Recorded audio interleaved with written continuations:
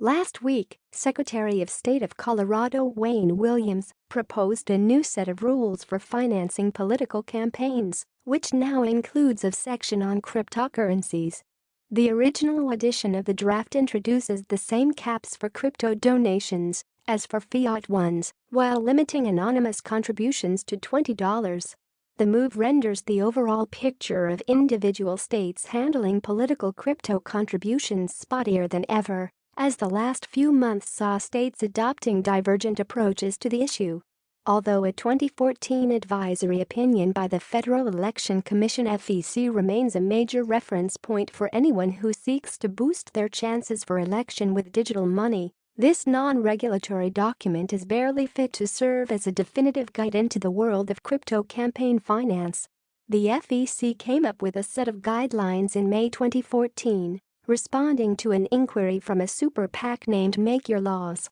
This entity, which advocates for replacing representative democracy with a more inclusive form of liquid democracy, requested clarification on whether it could accept BTC donations to fund political action. At that time, Bitcoin was worth some $400, and altcoins were not even considered as a vehicle for campaign finance. The FEC ruled that Bitcoin could be received by campaigns as in-kind donations, a form of contribution that provides goods and services needed for organizations' operations rather than the money to purchase those goods and services.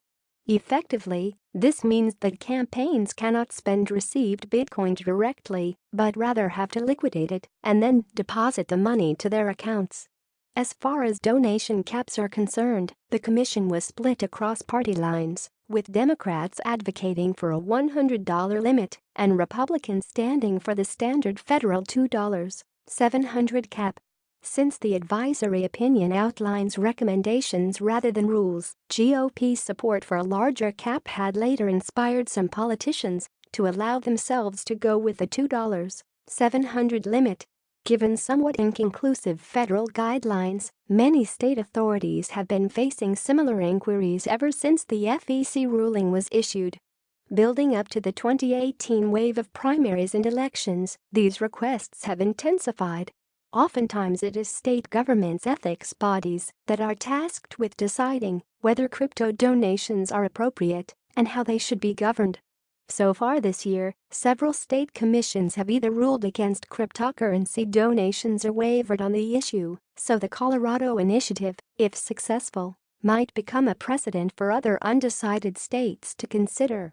In October 2017, a Kansas candidate for office sought guidance on potential use of crypto contributions from the state's Governmental Ethics Commission.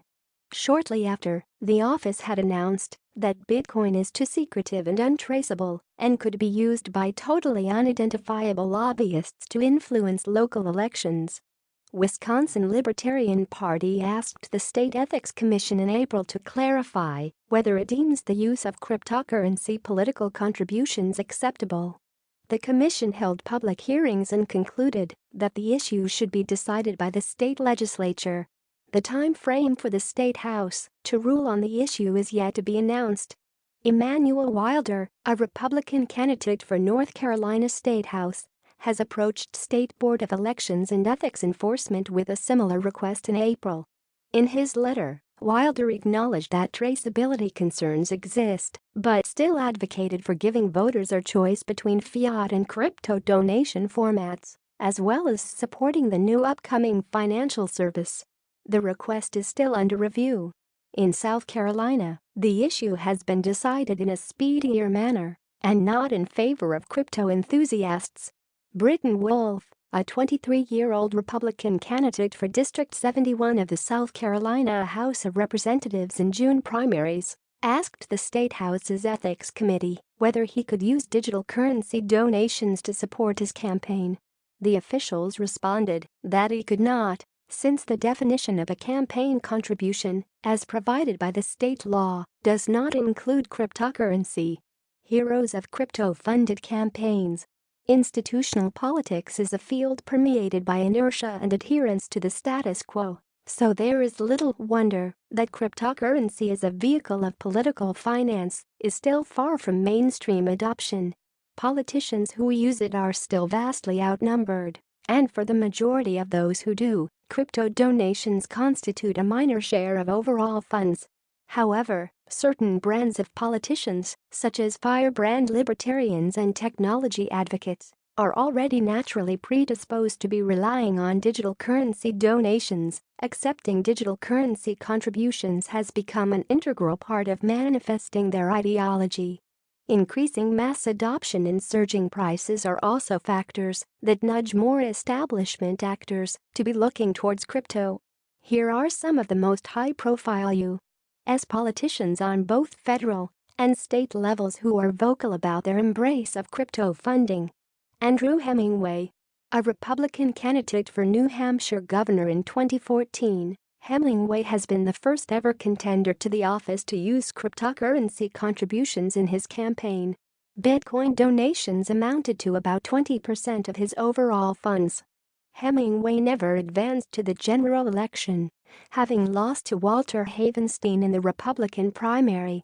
Jared Polis, U.S. Representative Jared Polis, who is arguably the most outspoken supporter of cryptocurrencies and distributed ledger technology on the Capitol Hill, claims the credit of being the first acting congressman to accept Bitcoin from his supporters.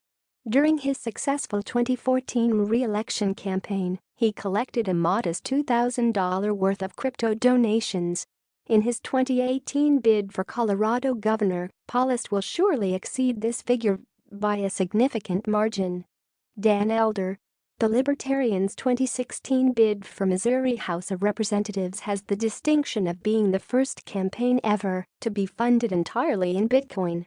The result of the experiment turned out to be somewhat lackluster, with Elder carrying just over 10% of the vote. In 2018, Elder is running for District 79 of the Missouri House of Representatives again. Rand Paul, a feature of every list of Bitcoin-friendly politicians, Paul became the first presidential candidate to embrace cryptocurrency donations when he announced his bid for the 2016 election. Back in 2015, this caused quite a stir. Greg Abbott, in an apparent move to attract younger and tech-savvy voters, then Texas Attorney General Greg Abbott announced in April 2014 that he will accept Bitcoin contributions for his gubernatorial campaign. The strategy seems to have worked, as in January 2015 Abbott was sworn in as governor of the state.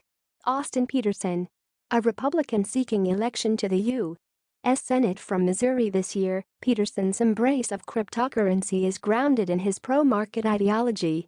His campaign manager called the use of Bitcoin a no-brainer. Peterson's campaign amassed just south of $10,000 and became renowned for having received the largest ever single cryptocurrency contribution of 0.284 Bitcoin, $4,500 at the time in December 2017.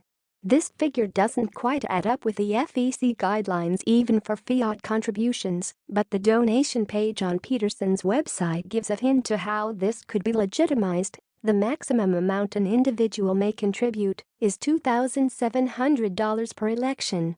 Your contribution up to $2,700 will be designated for the primary election. The next $2,700 will be designated for the general election. Patrick Nelson, Democratic candidate for Congress from New York, Nelson proclaimed that his is a 21st century campaign, which readily embraces technology like Bitcoin.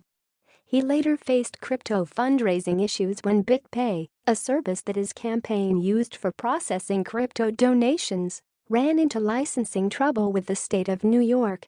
Brian Ford. Ford is well situated to become a new political crypto star. A Democrat seeking election to the U.S. House to represent the 45th Congressional District of California this year. He had worked as both head of digital currency at MIT Media Lab and a tech advisor for the Obama administration.